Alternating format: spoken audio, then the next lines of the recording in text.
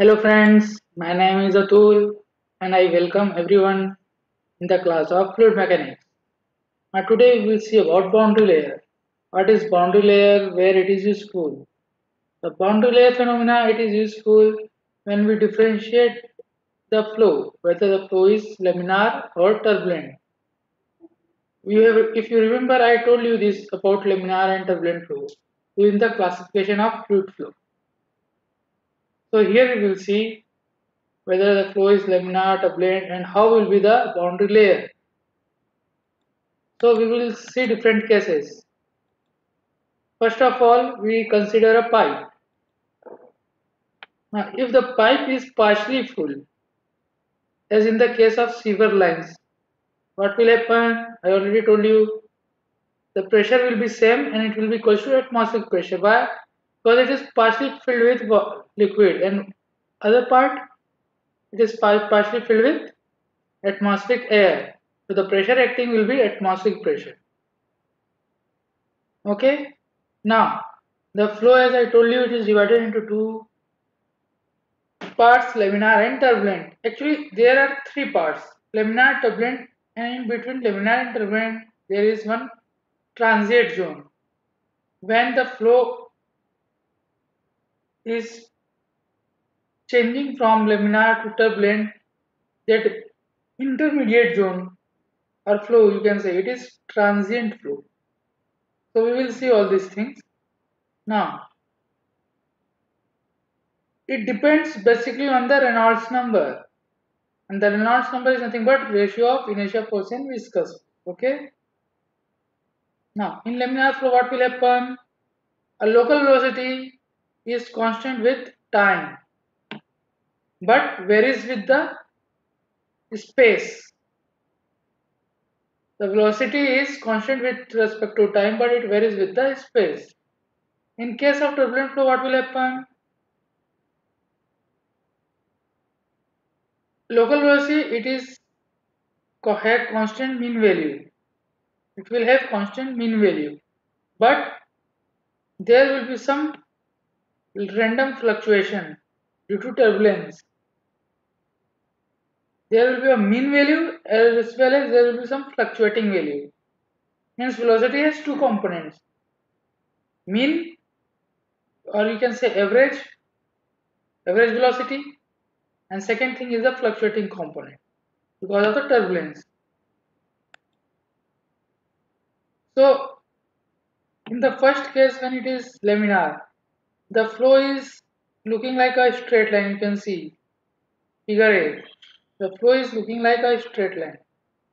Second case there is some intermediate, some changes, small changes, means it is transient.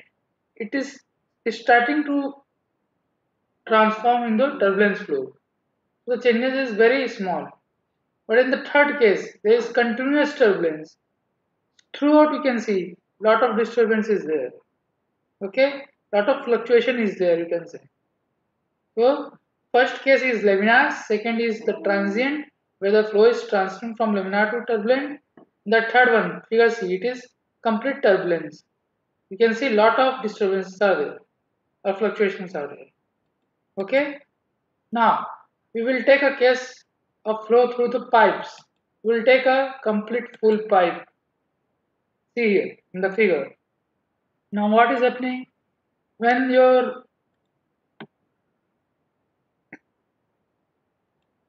flow starts? Let this is the entry starting point. Okay, and this is the exit. You can say. So when the flow starts, means the liquid enters. What will happen? This is the pipe boundary. This upper part and this lower part. This is the pipe boundary. It is fixed. Okay. So starting, what will happen? The flow will be velocity will be 0 near the surface of the pipe or walls of the pipe. Okay. Slowly, the flow will start developing. Here, see, it is symmetric. Why we are? Because the pipe is symmetric, and this middle line, this is middle portion, or you can say axis of the pipe. Okay. So I am taking first half, means down half. So here the velocity is 0. it is slowly increasing, okay, and goes on increase up to here, this point where it comes equal to the axis or mean. You can say mean when it acquires the mean value. Okay, so because it is symmetric, so as the flow is taking place in the first half, same thing will happen in the second half. Here velocity is 0 at the bottom and goes on increasing. In the upper half, what will happen? Velocity will be here 0 near the wall and it will goes on increasing. Okay, and the both will meet at some point here. Okay,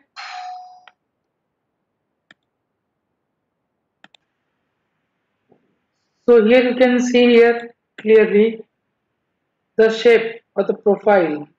This is known as profile, velocity profile, how the velocity is changing. From 0 it is increasing, getting maximum here in the mid portion. Okay, so this is nothing but velocity profile, how the velocity is changing with respect to the distance or the length. Along the length of the pipe, how the velocity is changing. Now if we will see at the starting this point, velocity profile is something different. Here the velocity profile is something different, and this section the velocity profile is something different. So what difference you can observe here? In the first case, here it is changing like a curve up to some portion, then it is becoming straight, then again somewhat curve. Okay, in the second case the curve part is more, it is straight for constant for only small portion. Okay, in the third case it is not constant at all, the curve is continuous, it is looking like a parabola. You can observe the variation in the profile. Okay, so how the flow is taking, how the velocity is changing from section to section, and how the flow is transferring. So we will see here. So in the starting case, when the entry starts, the velocity is less, so it will be a laminar flow. Then this will change on the ratio of inertia force and viscous force. If we have laminar flow, means the viscous force will be high. If it is laminar, means viscous force will be high. If inertia forces are strong or more, or you can say the inertia force is in dominance, then it will be a turbulent force. So you can see here, starting it is laminar flow, so the velocity profile is something like this. It is curved to some portion, then it is straight. Okay, then it is in transition, means it is curve portion is increasing more and more. In the third case, it is completely turbulent, or you can say the profile is completely curved, and this curve is nothing but like a parabola. So when the flow becomes completely parabolic shape or curve shape, we will say that length where the profile starts completely means now after this we will take if any other section, suppose here, then also the curve will be like this only, curve will be like this only. Okay, it will be parabola only, there will be no constant portion, curve will be like this only. Okay, which means now the full flow is fully developed, flow is fully developed. Now this distance from starting leading edge, this is the leading edge. So from here to this starting of fully developed flow, this total distance is known as entry length or entrance length. So friends, if someone will ask you what is the entrance length, you should be knowing this. You should be able to tell them. From the starting leading edge, the distance up to which the fully developed will start, from where the fully developed will start, fully developed flow. That distance is nothing but entrance length or entry length. Okay, and how the flow pattern or the flow velocity is changing in the pipe, you can see here. Okay. Now you should know what is the range of Reynolds number for laminar flow and turbulent flow. So this is the Reynolds number formula. Rho u d by mu, where rho is density, u is velocity, d is diameter, and mu is the viscosity, dynamic viscosity, coefficient of viscosity. Okay. Now if Reynolds number is less than 2000, the flow will be laminar flow. If Reynolds number is less than 2000, the flow will be laminar flow. And if it is greater than 4000, it will be turbulent flow. And if it is in between 2000 and 4000, then the flow is known as transient flow. This is for the case of pipe only. If you will take some another case, the range of Reynolds number will change for laminar and turbulent flow. And this thing says observed or came by performing the experiments. Now in some book, the value will be somewhat slightly different also. Somewhere they are saying in place of 2000 they are writing 2300. So from book to book it is varying. Okay. So both are correct. Now flow over flat plate. So here you can see this surface is nothing but a flat plate. Starting point, the velocity will be 0. It will start increasing. See, there is a curve. Then after this, a sudden change in the curve. Sudden change in the curve. Again, it will be curve, but there will be sudden change in the slope. You can say. Now, this is u infinity, nothing but free stream. Free stream velocity. Velocity is free. Then what will the velocity? This is nothing but a kind of maximum velocity which can be achieved. That's why it is free stream velocity, or you can say maximum velocity which can be achieved. So how the things are happening, how the curve is changing, you can see here. In previous case, it was something like parabola. Why? Because it was a case of pipe which is symmetric. Now it is plate. There is nothing, another surface at the top. Okay. So here the velocity profile is something different. Okay. And this distance, this is nothing but boundary layer thickness, delta x, and a distance perpendicular to the surface or normal to the surface, where you are getting the free stream velocity. Here you are getting the free stream velocity. So this is nothing but boundary layer thickness, also called as delta x.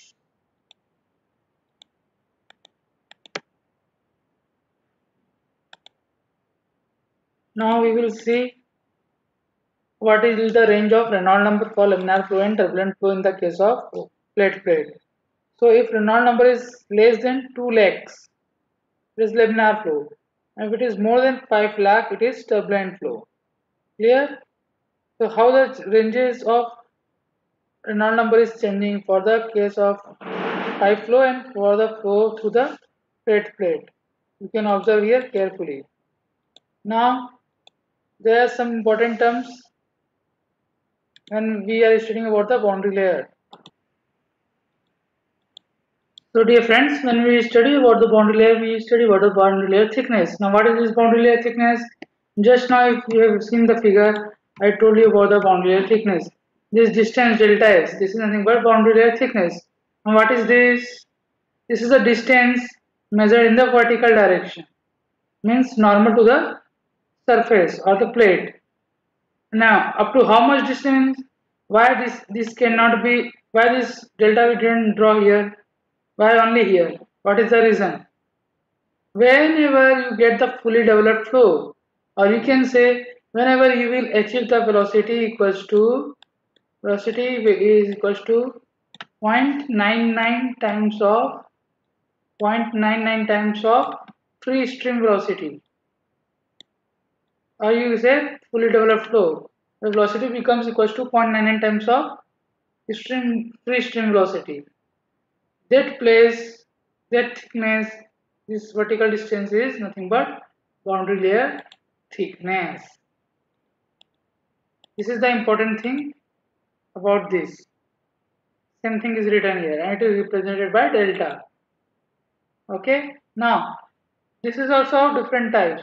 Displacement thickness. What is this displacement thickness? See here the statement written. This is the definition. It is defined as distance measured perpendicular to boundary of the solid body by which boundary should be displaced to compensate for the reduction in the flow rate. What is happening? The flow rate is reducing. When the flow is taking place, suppose this is the surface and the flow is taking place. Okay, what is happening? The flow rate, it is reducing. So to compensate this reduction in the flow rate, what will happen? This boundary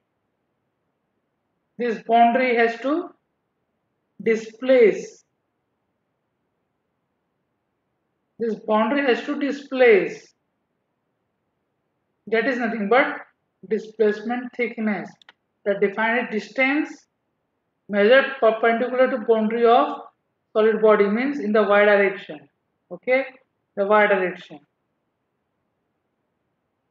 So it is a distance measured perpendicular to the boundary of the solid body by which the boundary should be displaced. This boundary will displace to compensate the reduction in the flow rate. Okay, and it is represented by delta star. Delta is the boundary layer thickness, delta star is the displacement thickness. Okay, now there is some mathematical expression for it. What is this? Delta star is equals to integration of 1 minus u by capital U with respect to dy. Small u is the local velocity, capital U is the free stream velocity. Small u is the local velocity, capital U is the free stream velocity. So this is the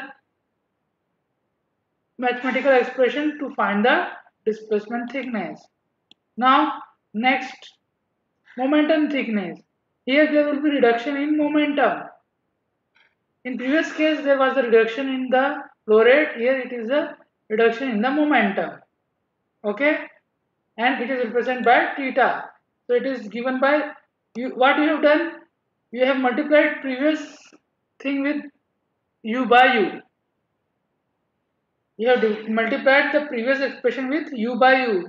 In previous expression, what was there? It was 1 minus u by u. Okay. Now here it is u by u minus u by u square. So what we have done? We have multiplied with u by u. So this is the momentum thickness. Next, there is one more thing, which is energy thickness. Now here there will be reduction in kinetic energy. There is reduction in kinetic energy. It is represented by delta double star. Okay, and the expression is it will be cube. Here it will be cube. So the power is changing continuously. Power is changing continuously. In first case it was u by u. Now here is square. Now here cube. Okay. So these formulas you have to remember, and you have to remember because of which reason this thickness is coming on. First case there was reduction in the flow rate, because of which displacement thickness came in the picture. Next there was the momentum thickness due to the reduction in momentum. Then energy thickness due to the reduction in kinetic energy. And this formula you should know, because based on this the numericals comes. Sometimes they directly ask the formula, and sometimes the numerical will come based on this. There are some boundary conditions for the velocity profiles, different boundary conditions, like what can be those conditions? Suppose it is a tube I am taking. Okay, so at starting point where y is 0, u is 0. Now what will happen? It will achieve some height, which is nothing but del. Del is nothing but boundary layer thickness. When the value of y will become equal to boundary layer thickness, u is becoming to u. Okay, and next this thing. So different boundary conditions are there.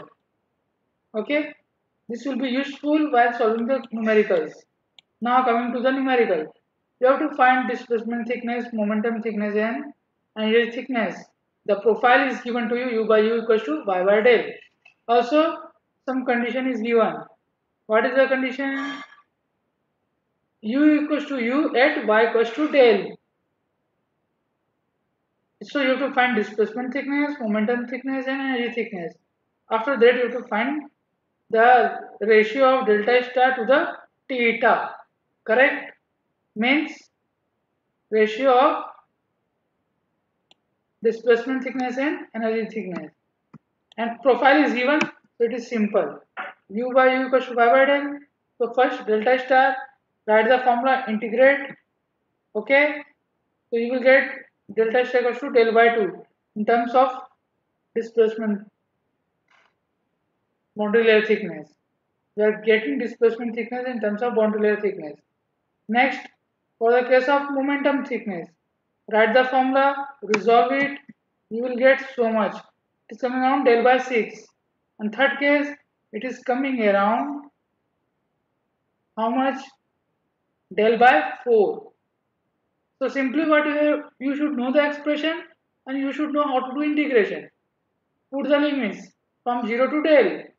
Starting point y is 0 and ending point y is where it is del. Okay, put the limit, we'll get the values. Then at last it was asked you have to find the ratio of these two things.